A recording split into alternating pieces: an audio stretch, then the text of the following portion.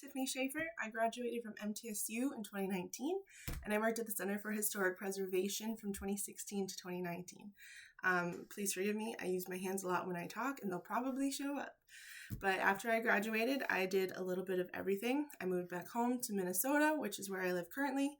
I worked at a couple of museums in Wells County, North Dakota in 2019, and then I moved on to local government work in my home county as a deputy recorder in the recording office. While I was there, I learned of a new opportunity at our local museum for a programs and collections manager, and then with that position, I helped pack and move an entire museum, and then we set up an entire museum, and that was kind of a wild experience.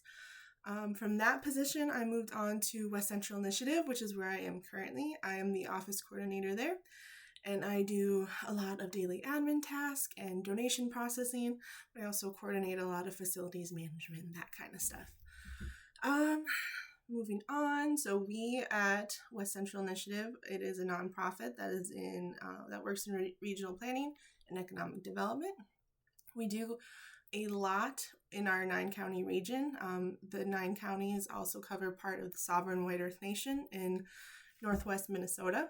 We work in community development, small business loans, philanthropy, and donor advised funds, early childhood community initiatives, clean energy and sustainability planning, rural democracy work and organizing, and transportation planning. Outside of that work, I get to stretch my public history skills at the Fergus Falls Heritage Preservation Commission. It is a volunteer appointment, and I've been serving on that commission for 1 year, and I'm really enjoying it. Shifting back to my time at the Center for Historic Preservation, the 2 main skills that I use daily are the communication skills we created and the project management skills. Those are huge. It is really important to know how to talk to people and how to actively listen.